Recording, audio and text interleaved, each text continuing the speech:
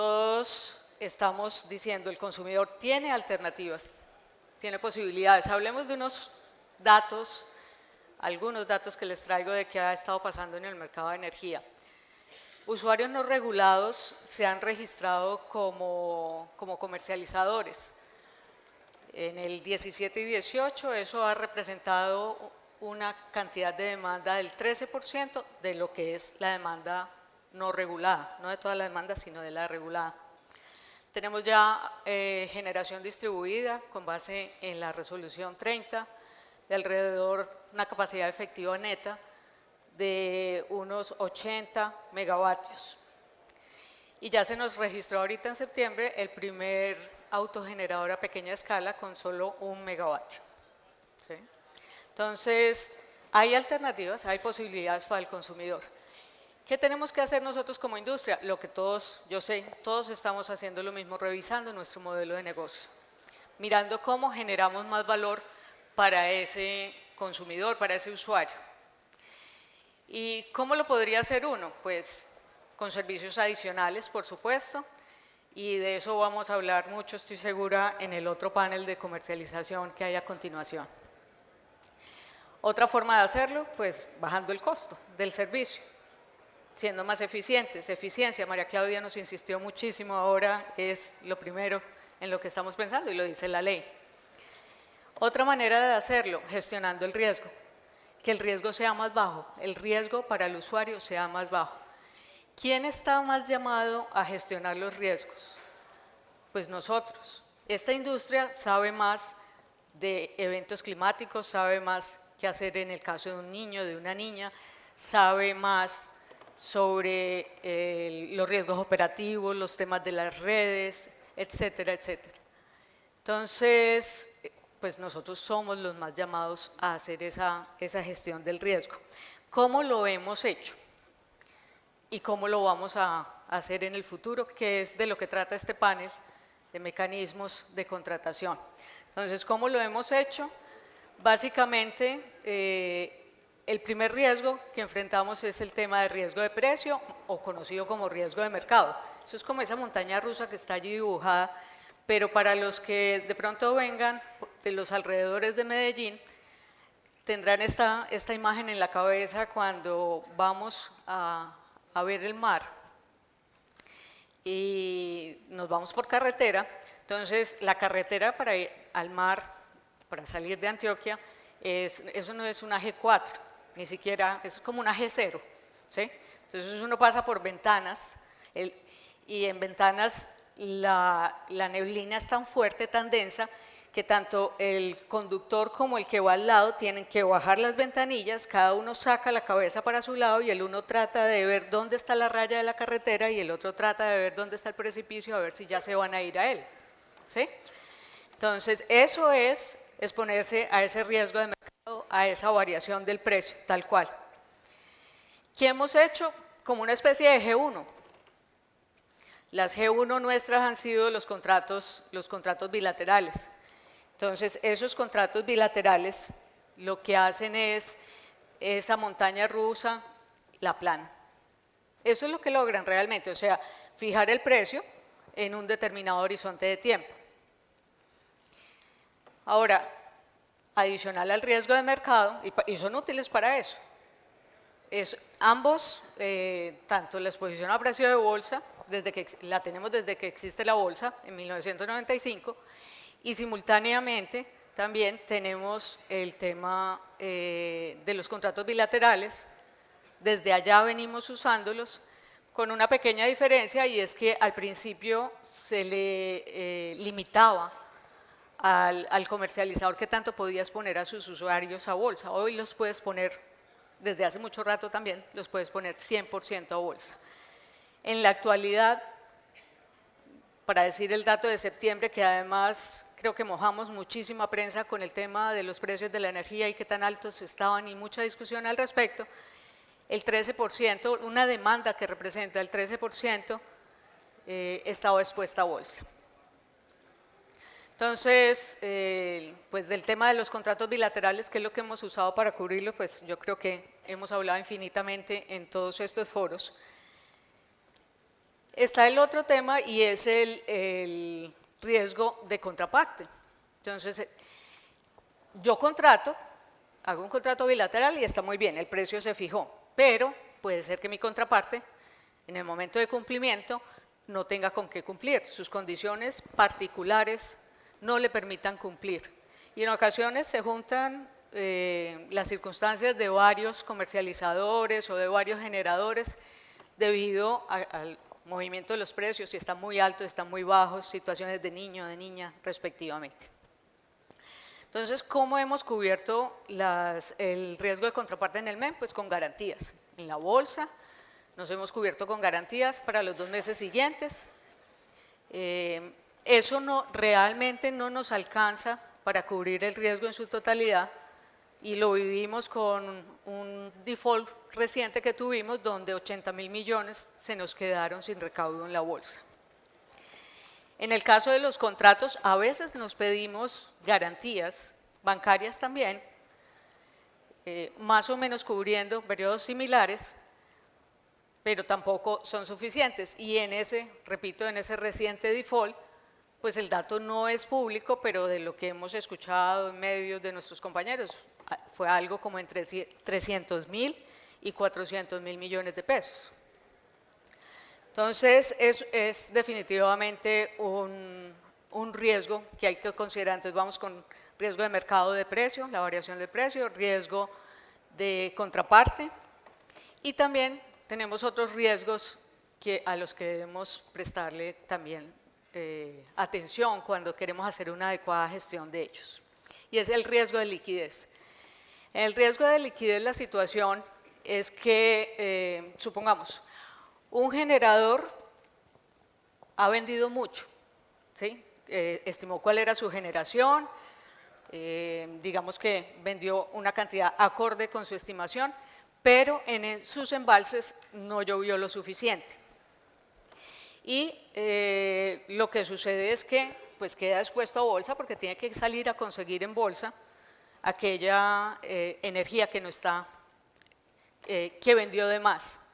Lo mismo pasa ahorita, uno de los temas de estas energías intermitentes es justamente eso, que los contratos son pague lo contratado, pero pues en el caso de que no haya sol, no haya viento, pues tendrán que recurrir a bolsa para cumplir con sus obligaciones.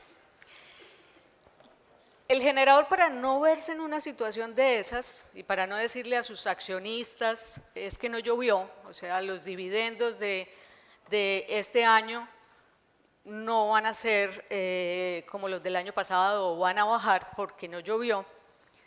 Y les cuento que si los usuarios son sensibles a la variación del precio, a la volatilidad del precio, los accionistas sí que son sensibles a la volatilidad de los dividendos. Entonces, para evitar eso, ¿qué hace? Calcula su generación y deja un colchón, no compromete toda su generación. Entonces se ve en una situación como por ejemplo, la de principios del 2017, primer semestre del 2017, vendiendo en bolsa a 60 pesos. ¿Sí?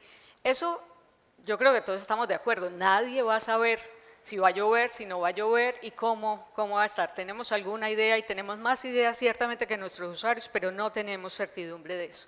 Entonces necesitamos gestionar ese riesgo de liquidez en el sentido de que ese generador que vendió de más o que vendió de menos puede ir a un mercado líquido. Líquido quiere decir que hay bastantes personas transando en ese mercado y ofreciendo para comprar y para vender, de manera que él pueda cerrar sus posiciones. Si vendió mucho, pues entonces le toca comprar, si compró de mucho, pues le toca vender.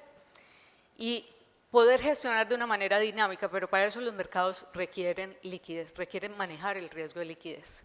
Y finalmente está el riesgo sistémico, que nosotros como XM hemos insistido muchísimo en eso porque creemos que como operador de mercado es una preocupación en la que debemos hacer suficiente énfasis y buscar soluciones.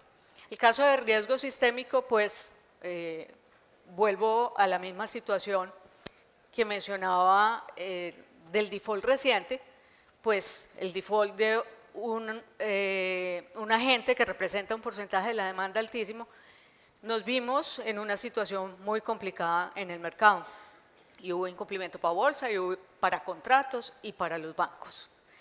Entonces, el tema nuestro en el mercado eléctrico es que todo va a dar a la misma bolsa. ¿No? De casualidad le decimos la bolsa. Alguien incumple contratos, entonces deja su contraparte expuesta, esa contraparte expuesta a lo mejor no le puede cumplir a sus contrapartes y finalmente aquellos a los que no puedan mantenerle los contratos pues tienen que ir a conseguir la energía en bolsa o a venderla en bolsa a los precios a los que esté en ese momento. Entonces, y finalmente el riesgo del pago allá en la bolsa, si no hay pago pues se mutualiza entre todos. Entonces esos son unos riesgos importantes y nosotros queremos conversar hoy con nuestros panelistas sobre esos mecanismos que ellos han presentado, cómo contribuyen a la gestión de esos riesgos y vamos a hablar por supuesto de otras cosas. Pues acá tenemos dos mecanismos que han sido presentados al regulador para su aprobación. Alejandro Lucio ha sido el consultor del mecanismo de la bolsa mercantil de la que ahora nos hablaba Andrés Pesca. Juan Carlos Telles representa el promotor de la otra propuesta que es presentada por Deribes y la Cámara de Riesgo. Yo quisiera empezar con ustedes para que cada uno nos explique estos 4 riesgos de los que hablamos acá, cómo son gestionados por sus mecanismos propuestos. Bueno, Cecilia, muchas gracias al CAC, al Senado, a Olguita por la invitación. Yo creo que yo quisiera hacer un ejercicio que no se concentre en promocionar cuáles son las virtudes o cuáles son los defectos de uno u otro mecanismo. Yo quisiera hacer un contexto muy rápido y recordar qué es lo que para mí es más relevante y cómo, en mi opinión, y creo que es la visión de la bolsa mercantil y la visión de la propuesta que se presentó a la CREG, los mecanismos que están aquí representados son todos deseables, son complementarios y son todos necesarios. A mí me parece equivocado pensar que, sin entender el detalle de cada uno de los mecanismos, asumir que son mecanismos que compiten. Eso me parece un error gravísimo en la percepción de lo que estamos construyendo como mercado. Yo quiero recordar un poquito qué es lo que hay detrás de la 114, ponderar además la 114 como un ejercicio de propuesta regulatoria que trae novedades en la aproximación que tiene la CREG hacia el mercado. Yo les decía cuando yo estaba en Ser Colombia que tenían todos los afiliados a Ser Colombia ese afán, Julián, porque saliera la subasta y que si no había contratos de largo plazo los proyectos no cerraban y la subasta, yo les decía, mire, volteen la página por un segundo a ver la resolución 114 y a ver lo que hay ahí, porque esos mecanismos de la resolución 114, lo que se promueve ahí es lo que les va a permitir a ustedes realmente gestionar sus riesgos. Pero adicionalmente con una particularidad, ningún mecanismo, ni el mecanismo de la bolsa mercantil, ni Derivex, ni el mecanismo de contratación de largo plazo del ministerio están diseñados para cubrir simultáneamente todos los riesgos de los que hablabas tú. Por eso lo que queremos es claridad en relación con cada uno de los riesgos. Aquí lo claro, ubicamos, para esto sirve, para esto sirve, claro, para esto pero sirve entonces, de esta manera. Claro, exactamente. No me hagas la de los políticos de cambiarme la pregunta. No te estoy cambiando la pregunta, lo que me parece es que el ejercicio de tratar de asumir que son propuestas que compiten me parece a mí equivocado, simplemente me parece que es lo que queremos es ilustrar necesario, acá a todos sobre cómo funciona cada uno de los mecanismos. Exacto. Con una presentación de 15 minutos no fue suficiente, por supuesto, y este panel es para ampliar las ventajas de cada uno de los mecanismos y para qué sirven, cómo los deben usar. Entonces lo que yo creo es que los mecanismos que hay sobre la mesa en este momento son necesarios. El mecanismo en específico de la bolsa mercantil es un mecanismo que lo que busca es organizar el mercado de contratos bilateral, siendo un riesgo bilateral, siendo un riesgo de contraparte bilateral, va a seguir siendo bilateral. Es un mecanismo que tiene un sistema de compensación y liquidación de garantías que obedece a la práctica comercial que hay en el mercado de energía mayorista. Aquí no nos estamos inventando un sistema de gestión de riesgo de garantías, simplemente estamos hablando de garantías de pago, básicamente en la práctica del mercado. En ese sentido, no es una cámara de riesgo central de contraparte, aquí no estamos tratando de intermediar el riesgo de contraparte, simplemente de gestionarlo a través de un mecanismo de compensación y liquidación que es parte de lo que hacen las bolsas, la bolsa mercantil o la bolsa de valores, la misma Cámara, el mismo EXEM tiene mecanismos de compensación y liquidación, sin tratar de, digamos, solucionar el problema del riesgo de contraparte. Aquí, ¿qué estamos tratando de hacer?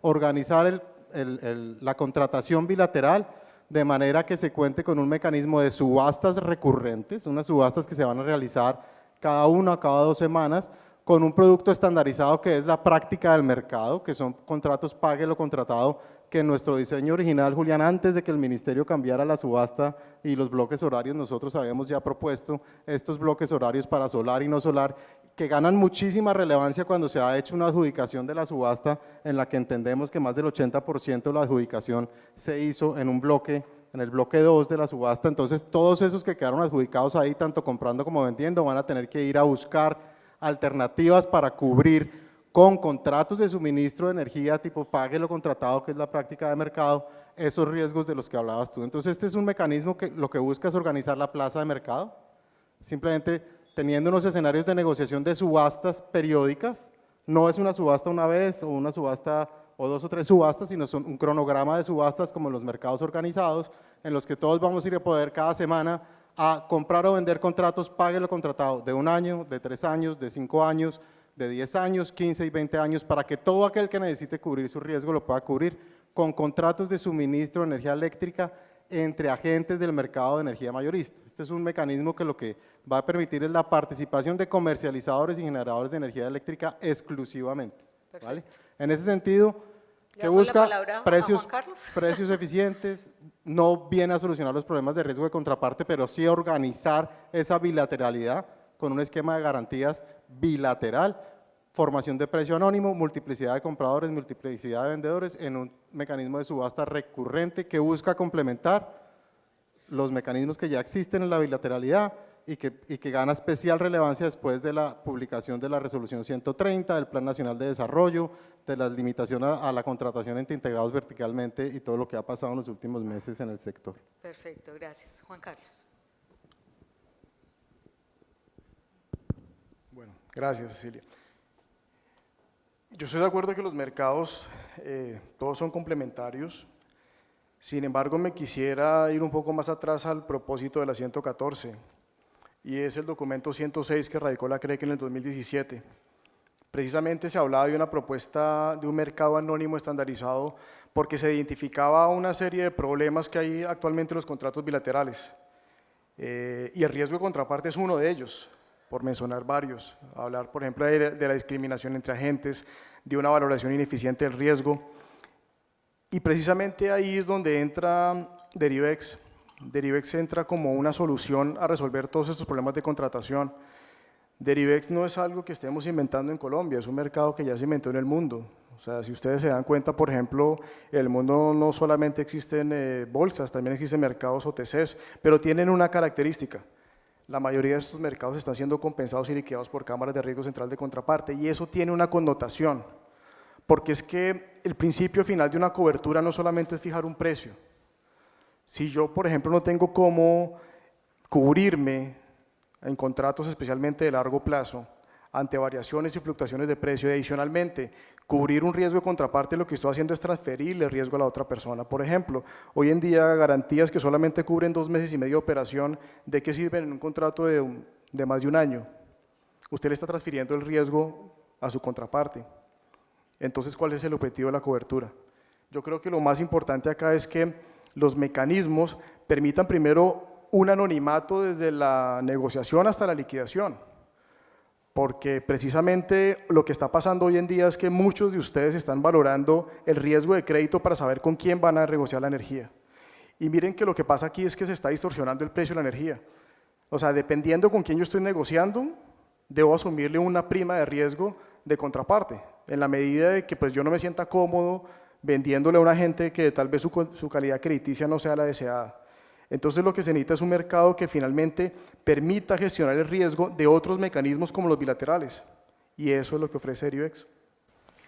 Julián, en el caso del Ministerio de las subastas que ustedes estaban promoviendo y que cerraron tan exitosamente la semana pasada, Siempre hubo una inquietud sobre ¿y cómo se va a manejar el riesgo financiero? ¿Cuáles eran esas inquietudes que había inicialmente y que ustedes piensan que fueron atacadas? Creemos bien atacadas porque el resultado fue positivo. Bueno, claramente el ejercicio de la primer subasta que tenía contratos pague lo generado tuvo, digamos, una reacción de parte de los agentes negativa, pues porque el riesgo de cantidad realmente lo asumía el comercializador. Y, Me faltó ese. ¿Qué, perdón? Me faltó ese en la lista. Ah, bueno, okay. No, ese estaba el primero, que era cantidad y precio.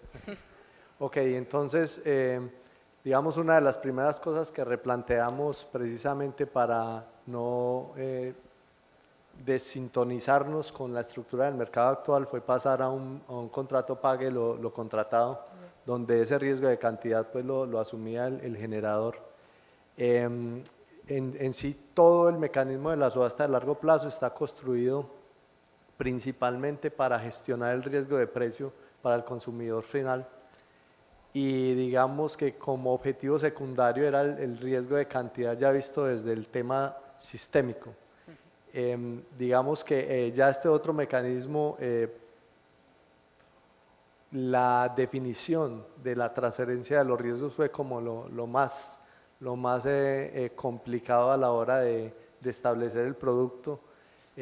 Hicimos muchas consultorías en las cuales pudimos valorar qué implicaba en términos del precio final transferir esos riesgos, y realmente para nosotros ese precio de cierre fue una sorpresa.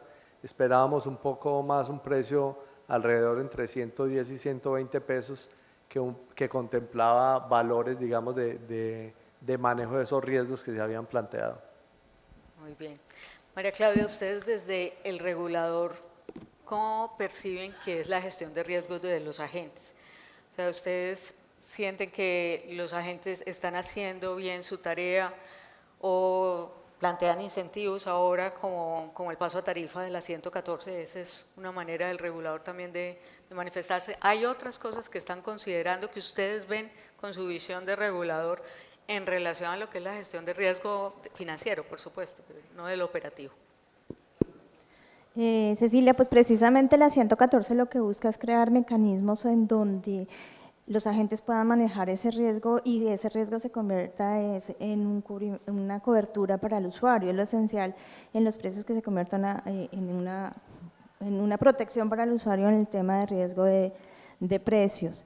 Y pues en esa medida, dentro de las evaluaciones que hemos hecho cuando se han creado esta idea de los mecanismos, cuando se ha planteado la mejora en el diseño de las convocatorias que hacen los agentes para el mercado regulado, es que precisamente hay un tema un poco como subyacente, que es la falta o la no completa competencia que hay con los usuarios regulados, y en esa medida los agentes pues no necesariamente están forzados y motivados a hacer una buena cobertura con sus usuarios, porque pueden de cierta manera trasladar esos riesgos a los usuarios. Entonces, es tema primordial también en generar condiciones de competencia y que el usuario realmente pueda ser activo y poder empezar a escoger quién es su comercializador dentro de un portafolio de opciones de comprar la energía, porque precisamente lo que estamos trabajando en el G es que todos estos MAES que empiezan a salir, que como decía Alejandro, no son competitivos entre ellos, sino son complementarios, porque cada comercializador va a poder encontrar en un mecanismo o en otro un producto que se adapte mejor a lo que prefieren sus usuarios, a lo que prefiere él para el manejo del riesgo. Y entonces lo que intentamos con el diseño del G precisamente es poder que sea visible el pass-through de esos precios en diferentes escenarios, el usuario pueda escoger. En esa medida entonces el comercializador empieza a ser real y más efectiva ese cubrimiento de riesgo de cobertura para el usuario. Sí, hay varios países donde al comercializador integrado con distribución, que en realidad ya se les llama distribuidores, obligan al que va a atender mercado regulado a contratarse en el 100%. nosotros tuvimos una regla de estar contratados al 80%. ¿Ustedes han considerado algo de eso o dentro de esta nueva metodología regulatoria no está dentro del menú? Pues que un comercializador decida ir todo el 100% a bolsa y pasarle ese riesgo al usuario, pues él es el que evalúa seguramente cuál es el valor agregado que le está dando a los usuarios a tomar esa actitud. En la medida que el usuario pueda ver eso, pues el usuario será el que empezará a definir si esa decisión que está tomando el comercializador con él es la correcta o no, o si debe poder cambiar de comercializador que le ofrezca otro esquema de cómo son el traslado de los precios. Habrá usuarios que les puede parecer eso adecuado y lo decidirán de esa forma. Entonces, en esta medida, los mecanismos, la idea no es que se prepondere alguna forma de comprar energía de una u otra forma, sino que el comercializador sea capaz de definir cómo compra y cómo traslada ese riesgo a los usuarios, incluida la decisión de ir a bolsa o no. Sí, claro. Solo un comentario con eso, y es que, digamos, si uno obligara a un comercializador a contratarse al 100%, está haciendo que el comercializador tome un riesgo adicional que se va a trasladar en peores, seguramente, condiciones para el usuario final. Si yo digo, que el mercado esté contratado al 85% no es simplemente porque quieran estar 15% en bolsa, es porque hay un perfil de demanda que hay que cubrir con unos contratos que en su mayoría son pagos los contratados, y el comercializador nunca puede contratarse al 100% porque entonces entraría en el riesgo de horariamente probablemente vender en bolsa. Entonces, ese riesgo lo tendría que trasladar seguramente con precios más altos. Entonces, contratar al 100% es seguramente asumir un riesgo adicional. Entonces, como pensar en eso parecería no tan conveniente. Digo. Sí, no, en realidad acá ni siquiera lo tuvimos en el origen de los tiempos, era máximo el 80%. Hay otros mercados que sí lo tienen al 100%. Era más decir, si algún porcentaje tendría que tener límite, o sea, ustedes sí, manejen bolsa, pero como tú lo dices, no puedo estar 100% cubierto, pero tampoco 100% expuesto, una cosa de ese estilo. Es un balance. Vale. Bueno, ahorita mencionabas tú mismo que estos mecanismos contribuyen al logro de los objetivos de la resolución 114. Allí lo que estaban los principios, mejor eficiencia, ahorita nos lo mostró María Claudia en su presentación, eficiencia, transparencia, neutralidad, fiabilidad. ¿Cómo contribuyen los mecanismos por ustedes presentados? Julián, tú estás exento porque no estás incluido en esta regulación, tiene su regulación aparte. Los mecanismos que ustedes promueven, ¿cómo cumplen con estos principios de la regulación? Básicamente este mecanismo que lo que busca es, de nuevo, organizar un poco el mercado OTC, lo que busca es garantizar que hay unos escenarios que tienen una gobernanza en temas de las gestiones de riesgo que hay para quien promueve el mecanismo, en este caso la bolsa mercantil. Es un escenario transparente donde hay multiplicidad de compradores, multiplicidad de vendedores, agentes del mercado de energía mayorista, que a través de unas reglas claras, de un cronograma preestablecido, de unos contratos estandarizados, todos son una minuta. Aquí estamos hablando, cuando hablamos de estandarizado, no es solo precio y plazo, aquí estamos hablando de una minuta estandarizada de contrato, un poco parecido al mecanismo de la subasta del ministerio. Hay una minuta a la que se adhieren todos aquellos que van a participar de este mecanismo, de manera que todos están calificados, precalificados para poder participar en esas subastas y para poder, digamos, una vez haya una adjudicación de esos contratos, vayan a surtir el proceso de registro en TECSEM, como lo hace cualquier contrato bilateral hoy en día, con la ventaja de una compensación y liquidación de pagos y de garantías. Entonces, en la medida en que estamos garantizando lo que nos pide la 114, que es multiplicidad de oferentes, multiplicidad de demandantes, un mecanismo claro, con unas reglas claras, una subasta en la que todo el que participa sabe a qué se atiene y a qué contrato se atiene y a qué riesgo se atiene, pues en esa medida, y ya lo demostró un poco la subasta del ministerio, a pesar de la bilateralidad, evidentemente se logran eficiencias en precio que se trasladan al usuario. Juan Carlos. Bueno, nosotros en Derivex pues compartimos todos los principios de los que parte la CREC de eficiencia, transparencia, de neutralidad, de fiabilidad, pero por una razón muy sencilla, la eficiencia se da simplemente con competencia, Pero es que yo no puedo tener competencia si no tengo igualdad de condiciones entre todos los participantes. Cuando tengo participantes de diferente índole crediticia, pues es muy difícil consolidarlos en un mismo escenario en igualdad de condiciones. Y eso solamente se logra en un mercado que sea anónimo desde su negociación hasta su liquidación, como primera medida. Lo segundo, Derivex es un mercado público de valores. La información de Derivex es pública. Entonces, aquí es importante que cada vez que sean transacciones, pues el mercado tenga acceso, no a la contraparte, no saber quién compró y quién vendió, pero sí saber cuáles son los precios que se están transando en un mercado. Esto es fundamental porque, como lo explicaba yo en la exposición, al tener usted contratos mensuales, eso le permite contar con una curva forward. Creo que hoy en día no se cuenta con una curva. Entonces, lo importante es que el mercado tenga información que sea pública, pero que sea oportuna para una adecuada toma de decisiones. Pues la neutralidad pues garantiza el tratamiento simétrico de todos los agentes. Y pues finalmente es importante anotar que la estructura que se pretende acá como mecanismo para poder cumplir con estos principios, pues tiene que contar con una serie de actores, es decir, en Derivex no solamente es Derivex como tal, y tampoco es la cámara de riesgo como tal, sino que Derivex cuenta también con unos miembros financieros sólidos. Algunos de ellos, la vivienda, nos acompañan acá. Es importante anotar, por ejemplo, que al tener una estructura que permita un asesoramiento profesional de los riesgos que están asumiendo los agentes que participan en este mecanismo, eso se transfiere en un mejor acompañamiento para poder gestionar sus portafolios. Muy bien, te vamos a tener que cobrar el comercial a un banco.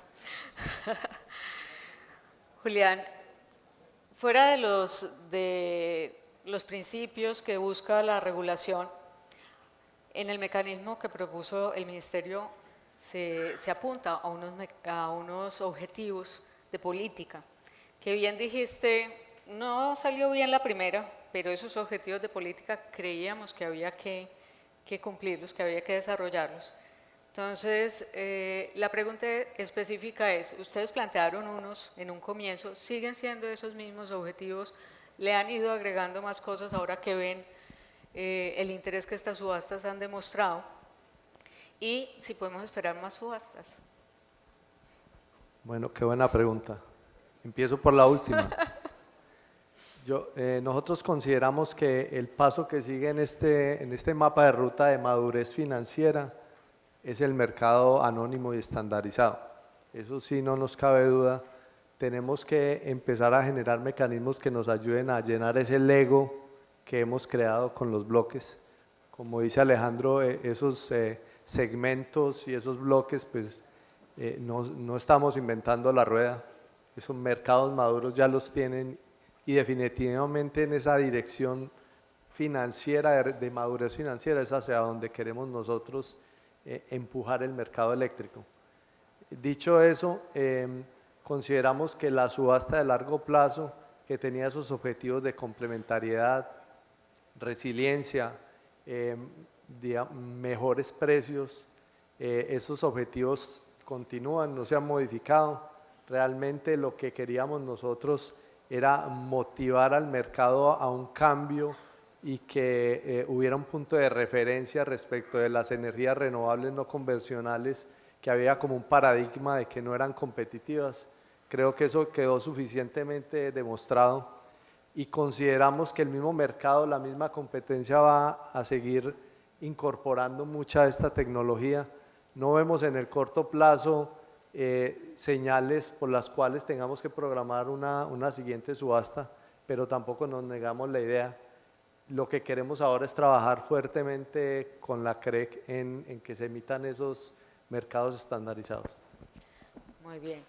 María Claudia, la CREC en el pasado, creo que fue 2011, planteó la reducción del nivel de los usuarios, el límite, sí, gracias, para ser regulados o no regulados. Ahorita justo mencionabas que se nota una diferencia en la forma como se trabaja o se atiende un mercado y el otro, en relación pues con estos temas que estamos hablando acá. ¿Ustedes han considerado retomar ese tema? ¿No está en ningún lugar en la agenda regulatoria? Pues yo creo que no está específicamente en la agenda regulatoria porque está inmerso en todo lo que estamos haciendo. No necesariamente la CREC tiene que decir que hay un límite para considerarse usuario regulado o no regulado. Cuando podamos habilitar que todos estos mecanismos funcionen, que el AMI que habilita, que es una de las barreras tecnológicas que tienen los usuarios para decir si lo son o no lo son, se pueda hacer efectivo, cuando los comercializadores le puedan ofrecer a los usuarios un portafolio de opciones. No hay que decir cuál es el límite, el usuario solo decide en qué escenario se quiere quedar o si se quiere quedar en el extremo en donde me protegen y todo es regulado o hago una combinación. Entonces, ya no es una decisión de cuál es el límite, sino habilitar todos estos cambios y todas estas posibilidades para el usuario. Y de eso sí no te pregunto la agenda regulatoria porque salió esta mañana, entonces ya tenía esa pregunta, pero ya sabemos qué podemos esperar con relación a la habilitación de estos mecanismos. Y considerando eso y la noticia de la agenda regulatoria, ¿cómo visualizan hacia adelante los retos que enfrenta cada uno de los mecanismos propuestos por ustedes, además de la aprobación del regulador, por supuesto? ¿Qué se sigue para ustedes en poner a funcionar, poner en marcha estos mecanismos, si cuentan con la bendición del regulador, por supuesto? Bueno, pues, lo primero, el gran reto de cualquiera de los mecanismos, el nuestro en particular, es diseñar algo que se ajuste a las necesidades del mercado. Es garantizar que lo que nosotros estamos promoviendo cumpla con los principios de la 114, que ya como lo dices, pues la CREC dirá si hay que ajustar algo, no hay que ajustar algo, pero sobre todo que sea algo que destrabe esta discusión de los últimos 15 años con respecto al mercado de contratos. Nosotros tenemos todo el convencimiento de que eso es así. Y el reto más grande es, digamos, que el mercado utilice el mecanismo, que sea un mecanismo que garantice liquidez y que promueva esa señal de precios, esa curva forward, de nuevo, en complemento con todos los mecanismos que hay. Entonces yo creo que es un tema más de que el mercado se ajuste. Yo creo que todo lo que hay detrás del Plan Nacional de Desarrollo, de la Resolución 130, más lo que quedó en la 114, pues garantiza que ya no solamente se necesitan los mecanismos, sino que son indispensables. Y en ese orden de ideas, pues lo importante es que a la mayor brevedad estén operativos, estén utilizándose y que se logren las señales de precio que la CREC busca detrás de la 114. Juan Carlos. Bueno, como tú bien lo mencionas, pues yo creo que lo primero es tener el aval del regulador. Obviamente, pues eso es principal. Nosotros, la Cámara de Riesgo Central de Contraparte, Derivex, precisamente hoy, hace un año, radicamos la propuesta ante la CREC y ellos muy juiciosos están haciendo la tarea del proceso de evaluación. Entonces, pues obviamente eso es fundamental para darle confianza al mercado desde que este es un mercado certificado. Lo segundo es que, pues en Derivex hay que anotar que uno de los principales retos que tenemos nosotros es el conocimiento. Miren, este mercado es fundamental la unión entre las áreas financieras y las áreas de compras de energía. Yo les presenté un ejemplo en la presentación. Cualquier parecido con la realidad es pura coincidencia. Esos precios que les mostré de 180 y de 340 es lo que está pasando hoy en día. Hubo coberturas en Derivex a 180 pesos que hoy se están liquidando a 340. Incluso recientemente hubo transacciones de alrededor de unos 190 pesos y a cómo estamos liquidando el mes de octubre. ¿Cuántos de ustedes aprovecharon esa oportunidad? Entonces es importante anotar que aquí es fundamental que uno de los retos es el conocimiento y el conocimiento se adquiere con la experiencia. ¿Cuántos de ustedes han tenido la oportunidad de operar en Derivex? ¿Sabían que pueden operar desde un solo contrato de 360.000 kilovatios o un mini contrato de 10.000 kilovatios? Eso realmente les da la experiencia de realmente conocer cómo funciona nuestro mecanismo y poder aprovechar las ventajas del mismo. Muy bien. Estos mecanismos contribuyen a la gestión de los riesgos financieros. El sector financiero nos ha acompañado con garantías, actuando como miembros liquidadores en los mecanismos que lo requieren, que utilizan cámara de riesgo. Sin embargo, pues está el tema indiscutible y el centro de todo, que es el usuario, ¿sí? Entonces, cuando vienen estas situaciones de incumplimientos, de default, cuando son grandes, además, pues hay mucha afectación del servicio al usuario. Nuevamente me devuelvo a agendas anteriores del regulador, donde estaba el mecanismo de un prestador de última instancia, el PUI, pero no lo hemos vuelto a ver en la agenda y en la de esta mañana tampoco estaba, entonces me preguntaba, ¿alguna consideración al respecto? Bueno, antes de dar respuesta a tu pregunta, yo quiero aclarar de pronto un punto acá, y es que la CREC no le va a dar aval a ningún mecanismo. Lo que la CREC hace es que revisa el mecanismo, que si le cumplen los principios y los criterios que está disponiendo para garantizar que el mecanismo sea competitivo en su estructura y en su forma de funcionar, y que le pueda definir unos indicadores, resultados de cuando se ejecute el mecanismo que le permitan decirle a la CREC esto va a pass-through. Lo que la CREC decide en una resolución es que los que participen en un mecanismo de estas condiciones, los contratos y los precios resultantes de esos contratos pueden ser trasladados a la tarifa. Pero como tal, la CREC no avala el mecanismo se pueden ejecutar, los agentes son libres de ejecutarlos, lo que le da a la comisión es esa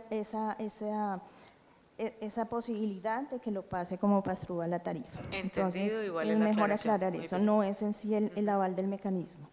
Y respecto del prestador de última instancia, tampoco está como un tema específico, lo estamos contemplando en el tema de cómo es la nueva visión de la actividad de comercialización a este nuevo mundo que se viene y que se desarrolla. En la presentación que va a hacer ahora más adelante Jorge sobre la visión de la comercialización, pues va a tocar el tema seguramente que el PUI ya no va a ser ese prestador de última instancia ante la quiebra de un agente y deja abandonados a los usuarios, sino es diferentes de pronto formas de PUI en donde hay usuarios que de pronto no son atendidos ante estas nuevas condiciones y entonces necesitan unas condiciones especiales de prestación del servicio que no hay que abandonar. No todos los usuarios están en la posibilidad o en el interés de querer ser dinámicos, participativos y escojo todo. Habrá usuarios mucho más pacíficos que siempre serán así. Entonces el PUI tiene que tener ahora como varias formas de cómo se puede ver y podrían haber diferentes esquemas de prestador de última instancia, pero pues ese tema lo va a tocar Jorge más adelante. Perfecto, esperamos a continuación a ver qué nos presenta Jorge. Bueno, y señores promotores, ¿cómo gestionarán sus propios riesgos? Porque pues ustedes ofrecen estas coberturas, esta gestión del riesgo, pero los riesgos suyos propios, ¿cómo los piensan gestionar? Digamos que los riesgos en la gestión de una subasta son mayormente operativos. Acá este esquema de la bolsa mercantil no pretende ofrecer una contrapartida, no pretende asumir riesgos del mercado, no pretende, digamos, tomar posiciones en energía eléctrica en un activo que que de hecho no se puede tomar. Acá estamos hablando de contratos de suministro de energía eléctrica entre agentes del mercado mayorista y la ley 142 es clara en que solo los contratos de suministro de energía eléctrica los pueden firmar generadores y comercializadores del mercado de energía mayorista. Entonces acá hay una serie de riesgos operativos que son parte de lo que es el objeto social de una bolsa en Colombia vigilada por la Superintendencia Financiera. Eso es lo que quiere la CREC de la 114 y es que haya una gobernanza tipo la vigilancia de la Superintendencia Financiera, que es lo que hace una bolsa como la bolsa mercantil o cualquier otra bolsa en Colombia. Así que son riesgos que son gestionables, que son los riesgos de la operación del día a día de la bolsa mercantil en todos los mercados que administra. Así que en ese sentido, digamos, insistir en que son riesgos operativos. Aquí no vamos a asumir riesgos ni de contraparte ni de mercado, de manera que en ese sentido, en la propuesta que se presentó a CREC, todos esos riesgos y cómo se van a gestionar está perfectamente definido. ¿La Superfinanciera tiene que aprobar este mecanismo? La Superfinanciera aprueba, digamos, todos los mercados que administran las bolsas, bien sea de valores o de commodities. Estamos en una discusión abierta con la Superintendencia en términos de si ellos tienen o no que aprobar un reglamento o simplemente dar un visto bueno a que, como lo hace la Bolsa Mercantil como gestor del mercado de gas, la Superfinanciera vigile al promotor, a la Bolsa Mercantil, pero no se inmiscuya en la vigilancia del mercado per se. Entonces esa es una discusión que tenemos abierta con la Superintendencia Financiera, que bien sea o se presenta el reglamento que ya está listo para que ellos lo revisen o simplemente se hace más o menos, se replica lo que se hizo para que la Bolsa Mercantil fuera el gestor del mercado de gas. Ok, Juan. Bueno, en nuestro caso, no es cómo gestionarán, sino cómo gestionamos, porque pues Derivex es un mercado real, hoy en día es un mercado vigilado por la Superintendencia Financiera de Colombia y nosotros tenemos que adherirnos a una regulación que es bastante robusta, aparte de la Superintendencia, es decir, tenemos todos unos procedimientos de continuidad de la operación para asegurar pues que el mercado siempre esté abierto. Y no solamente gestionamos los riesgos desde Derivex, acuérdense que el mecanismo que presenta Derivex es un conjunto institucional donde usted tiene a la Cámara de Riesgo Central de Contraparte que debe cumplir no solamente con unos requisitos a nivel de riesgo operativo, ¿cierto? También a los miembros financieros, pues para poder vincularse a este mecanismo hay que hacerlo a través de un miembro financiero, entonces ahí también hay un filtro de seguridad a través de los riesgos que gestionan las mismas firmas comisionistas de bolsa y eso le da más transparencia y más seguridad a nuestro mecanismo, entonces es algo que hoy en día ya venimos haciendo. Muy bien. Y el tiempo se acabó, pero me voy a robar unos minuticos para una pregunta final. Ya casi no estás exento, Julián. El mecanismo, todos los mecanismos de los que estamos hablando, el éxito depende de cómo, qué tipo de producto le ofrecemos al consumidor en cuanto a calidad y precio, ¿sí?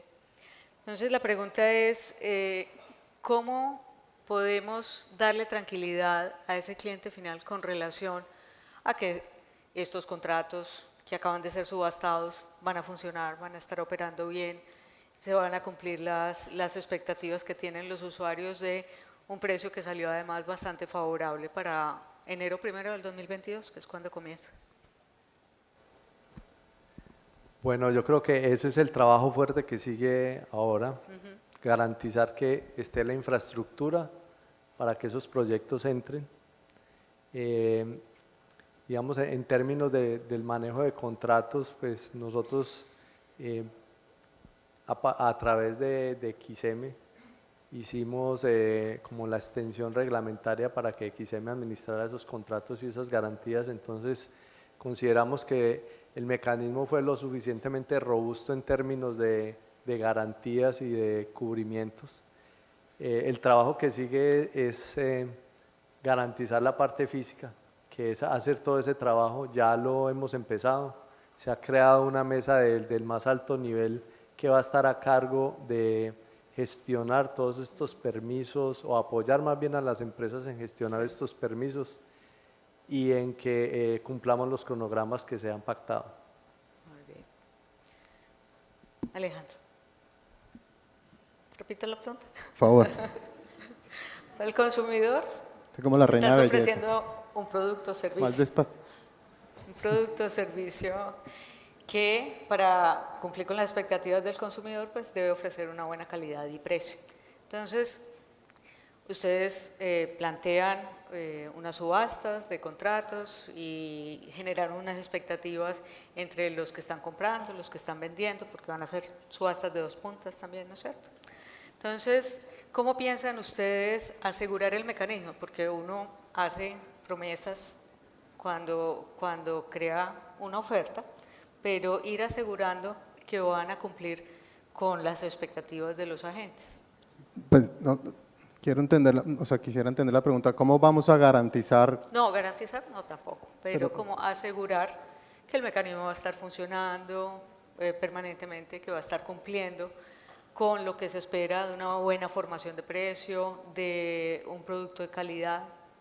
Yo creo que el diseño del mecanismo es robusto, es un diseño que permite, digamos, un entendimiento muy sencillo para los agentes del mercado mayorista de lo que van a negociar, de cómo lo van a negociar, de cómo se va a liquidar, de cómo se va a pagar, de cuáles son las garantías, sin intermediarios, que cumple con los principios de la 114 y yo siento que en la medida en que se cumpla con esos principios estamos todos propendiendo porque, digamos, logremos precios eficientes y en la medida que eso suceda, pues vamos a estarle trasladando una garantía de eficiencia y una curva de precios de largo plazo al usuario que va a poder tener con los mecanismos de información algo que no tenemos hoy en día, que es saber cuánto vale la energía a 1 año, a 3 años, a 5 años como referencia entre agentes del mercado mayorista, de manera que, digamos, nosotros en el diseño, en lo que se propuso como mecanismo, pues estamos muy cómodos con la aceptación del mercado del mecanismo, con la ansiedad del mercado para que lancemos el mecanismo lo antes posible,